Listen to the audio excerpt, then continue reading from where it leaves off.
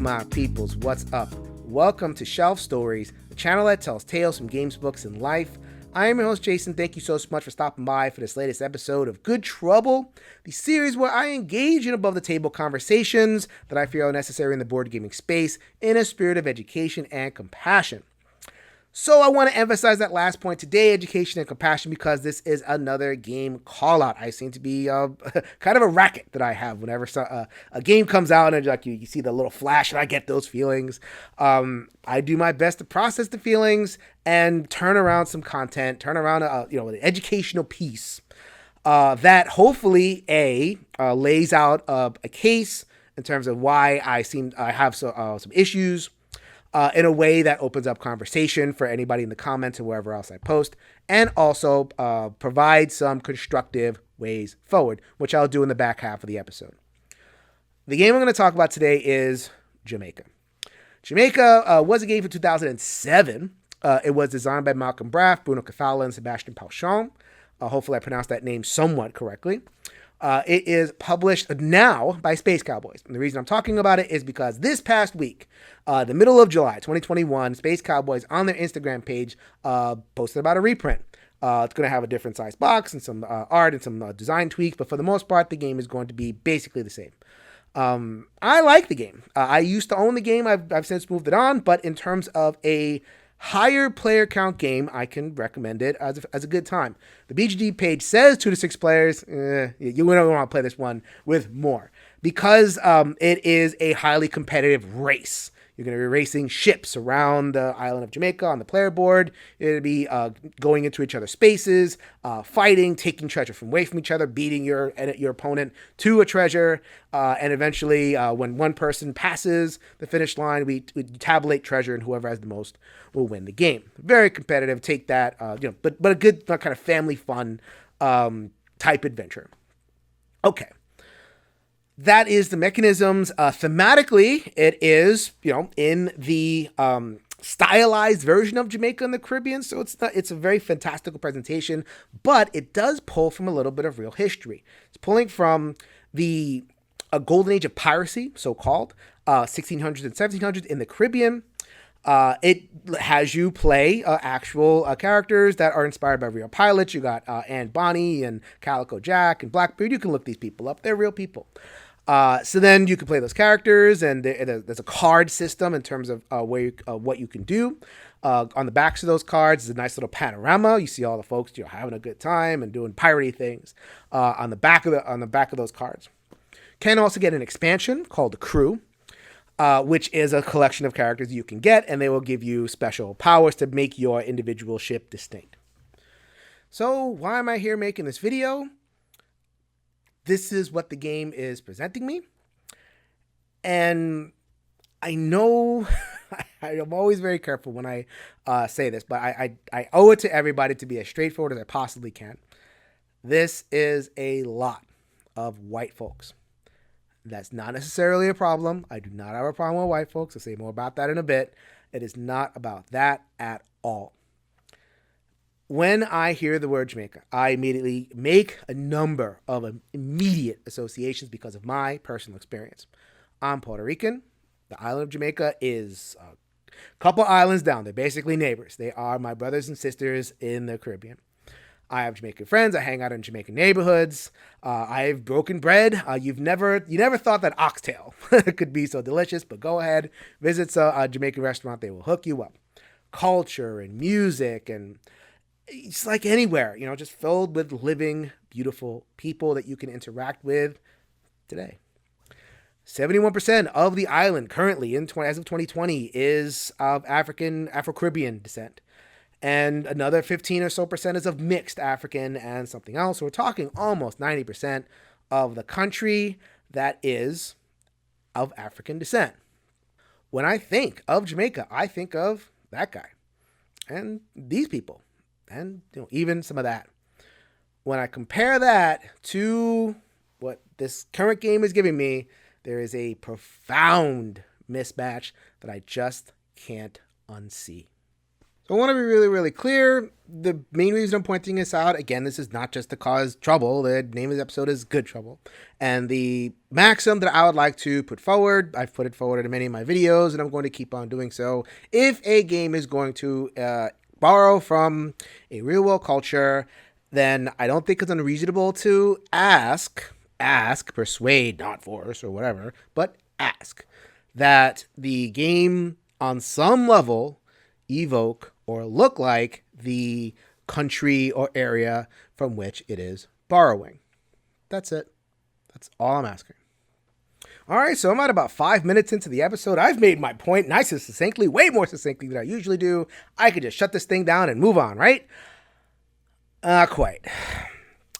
Because I have been doing this long enough, calling out enough games, talking with enough people about this stuff to anticipate that I'm going to get a few different threads of pushback. And let me address each of those threads that I anticipate getting for this video in turn. And the first one is the most significant one, I feel, and it's actually a number of different criticisms that I would like to group as the no politics group. Jason, you are putting all the politics in their game. It's just a game. You're the one that is choosing to see problems where there are no problems. Won't you know when you bring stuff like this up, it is divisive. It makes people uncomfortable for no reason because you got offended. It is your feelings that are at stake. Because somebody is offended, that does not mean that game designers or game publishers should respond. There's no way to make everybody happy. So why are we putting all this pressure on people? There's always going to be something that offends somebody. So why are we continuing to insist on talking about this racial stuff, this politics stuff? Leave game creators alone. Leave the games alone. No politics. Something along those lines, right? I mean, I threw a bunch of those into a gumbo of criticism because I'm kind of used to it by now and I've gotten a lot of that pushback. My response is, I am not putting politics into Jamaica. The game creators decided to put real world geography and history into Jamaica. This game could have been about anything. It could have been about flying saucers flying around the sun, or it could have been like about mole creatures, in the center of the earth digging for treasure or doing whatever. It's a race game that we are running around a circle, so it could have been any kind of fantastical setting and would have avoided all these problems. The assumption being, because we're getting a lot of these games, or we have gotten a lot of these games, I'll say more about that in a second, that there is some sort of sales hook here. And I could see where it's coming from. It's, when you borrow from real world cultures, a lot of the work of attachment and familiarity has already been done. Maybe we don't know much about the areas that we're talking about, in this particular case, Jamaica, but we do know one thing, which is that it is a tropical island, and imagine all the other things that we associate with tropicalness, escapist fantasy and relaxation, and in this particular case, high adventure, just kind of like plug in a very abstracted, stereotyped way into that one word, in this case, Jamaica. The real world geography is already doing a little bit of work to make this game appealing to the masses, and that is work that could not have been done in a fantasy setting, a pure fantasy setting. It's work that is done by this fantasized real world setting. That's number one. Number two, for that extra little bit of attachment and fun and whimsy or whatever it is, the game creators dipped into the history and came up with some real-world historical figures. To the game's credit, I'm actually kind of like that they reached into, and one of the hires actually was the governor of Jamaica. So I imagine that's kind of where the hook came in. It is, I think, fair game to assess when a game creator dips into history and emerges with something that it is worth looking at. Games are cultural products. It's not just a game, especially when it's borrowing from the history and borrowing from geography. And it's worth examining when they scoop into the history what comes out. And in this particular case, it is a pretty significant pile of whiteness, which is quite a trick to dip into a history of a country like Jamaica and emerge with only whiteness. And I'm really trying to share my genuine experiences with this, experiences born of many, many years of reflection and interactions and experiences when I see a presentation of Jamaica like this, even though it is fantasized. It still feels as jarring to me as if someone had made invented some crazy thing about Scotland, but then put a bunch of Japanese pagodas right across the box. Or if, let's say, we re-released Newsfjord. Let's get a second edition of that game by Uwe Rosenberg. Newsfjord is set in Norway, but I've decided that I want to see, let's bring my friend Usain Bolt back from Jamaica, but let's put Usain Bolt in Lederhosen. Traditional Norwegian garb, but it is going to be a person like Usain Bolt and folks like him on the Jamaican racing team, and I am going to present that as Newsfjord. It's not outside of the realm of possibility. If I'm a game maker, I can theoretically make whatever I want, but if I'm doing that with traditional Norwegian garb, then I'm making a political statement, and I think it's fair game to have folks engage with it, question it, and ask legitimate questions. I think that's a fair thing when there's such a cultural mismatch presented in a game. So in sum, if a game creator is going to borrow from the history and the geography, then cultural stuff comes with it. People who make associations based on their lived experiences, and maybe not everybody, but enough people who we are interested in bringing in and keeping in the gaming hobby. That stuff counts and should be kept into account in terms of representation and how you present, how tell the story of the game. I specifically avoided the P word, because that is not a word I own. It's not when I say, politics, that's an epithet that is put on people who think like me, because politics evokes divisiveness and competition and, zero-sum game. And it's not a zero-sum game for me. When it comes to lived experiences, should be room for everyone to be seen and feel seen when they play a game, especially when the game has a familiar word or culture attached to it. That's it. However, there is a political dimension here, especially after last year being 2020. It was the time of Black Lives Matter. And to my knowledge, I don't think Space Cowboys made a specific statement, but the parent company, Asmodee, did. Asmodee, they bought a bunch of companies, Space Cowboys being one of them, and they put out a Black Lives Matter statement, and I quote, "We believe that humanity can only succeed together. Justice and equality for the Black community must be guaranteed through the actions of all."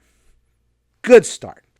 Asmodee USA will be making charitable donations to local organizations in Minneapolis looking to enact social change. We encourage everyone to support local groups in any way they can. Donations, volunteering, spreading the word, or just listening. Ooh. You see what's happening there? I mean, you read that statement and it sounds all wonderful and it sounds all great, but they refuse to commit to showing that Black Lives Matter in their games. There is no statement here that says that we are committed to Black Lives Mattering and representation in our games. No, Black Lives Matter does not mean militancy and Marxism and all this gunk that people sling at it. It is about representation and being seen and being represented. And what better way, Asmodee, to actually put some gumption and raise the level of your statement that should be, we should feel like we can hold you to a statement like that and help you level it up by putting authentic Black representation in a game called Jamaica. So that covers the whole no politics deal. There are other threads of counter-argument that I'm going to get, and I'll buzz through them as a little bit quicker. So there is the type of feedback that'll say, Jason, are you saying that the game creators are racist? Or are you implicating or implying that, if I like the game and I like the current game where it is and I try to resist the change, am I a racist for resisting the change? I'm going to get that kind of comment somewhere along the way. And first of all, I've said many, many times I don't call people racist. I'll never ever call people racist unless it's completely screamingly obvious. And I've yet to meet that in board gaming, which is a blessed thing for me. So that's fine. So I'll call out behaviors. And I particularly, I'm not going to shy away from that like taking a game like Jamaica and like completely whitewashing it, that is a racist behavior. But I'm not going to accuse the great creators of racism at all. This is new. This game was made in 2007, and we're slowly educating ourselves. I mean, the racial reckoning happened in 2020, 1 year ago. So, myself and the people who are into cultural criticism and cultural awareness we're aware that the old products have problems. And we're just kind of look forward to the new products. And we know that there is a lot that people don't know. So here is this video that will help them get to know. And if you don't know, now you know. All right, so let me get to the last two buckets of criticism that I imagine I might, not cover everything. So please, if there's anything that I don't cover, or if you wanted to continue the argument on some of the responses that I do cover, please go ahead and check it out in the comments. I love engaging with, especially with people who disagree. I take the time. If people see my previous videos, I do try to engage as long as people are engaging with me in good faith, watching the videos, processing the ideas. It's all good. So let me get back to the last two, which is, I think, particular to the Jamaica product itself. So the first line of kind of argument I imagine could be that there's nothing wrong with the actual product of Jamaica. I mean, let's what am I doing? This is crazy. I mean, it doesn't present anything ragingly racist. It's not like, presenting anything like crazy stereotype, or it doesn't like, put that front and center. It's not like glorifying slavery. It's not mentioning slavery at all. As a matter of fact, it's taking a very thin slice of the lore and the history, which is the golden age of piracy. And it's just, dipping in that slice. Why should, especially a family weight game, be burdened with the task of doing more? It should be free to just be simple and evocative and just, get in, get out with in terms of its associations. Okay. I can, yes. I mean, if Jamaica and games like it were like really ragingly racist, then I wouldn't be in a hobby. I'll be perfectly honest with you, but it's not really that. It's Jamaica itself is fine. In fact, it's a game I would play. Almost like I would protest playing a game like Jamaica. I would play it to this day. I happen to not own it anymore, but it's only because I'm not a high player count player. If I were in that situation, I'll jump right in. It's fine. However, there is a cumulative effect to games, multiple games, that dip into history and culture the way that Jamaica does. Up here in Manchester, Connecticut, when I was first getting into a hobby gaming, I did, when I was in New York, I was kind of doing my thing, but then it was here that I met a community and they really led me into games. And because of the way it plays out here, it's a lot of Euro games. And there were willing teachers that would just yank games off the shelf. So these games are games that I played as I went through like a whole year of being introduced, indoctrinated, or whatever it is, immersed into hobby gaming. It was Altiplano, Amun-Re, Archipelago, Bora Bora, Cuba, Escape, Goa, Istanbul, Mangrovia. That one's for you, Carl. Mangrovia. There you go. Maracaibo, Mombasa, Navegador, Puerto Rico, my favorite. The Quest for El Dorado, Relic Runners, Tikal, Zolkin, Teotihuacan. Oh, let's get some more T's in there. Tawantinsuyu. I know some of the people who've designed this game, games like this at this point, and I know that there are people in the comments that are going, why is that game on the list? Why you put that game on the list? What's your problem with that game? And because I posted it somewhere else and I had people responding to the particular games that I put on. I get it.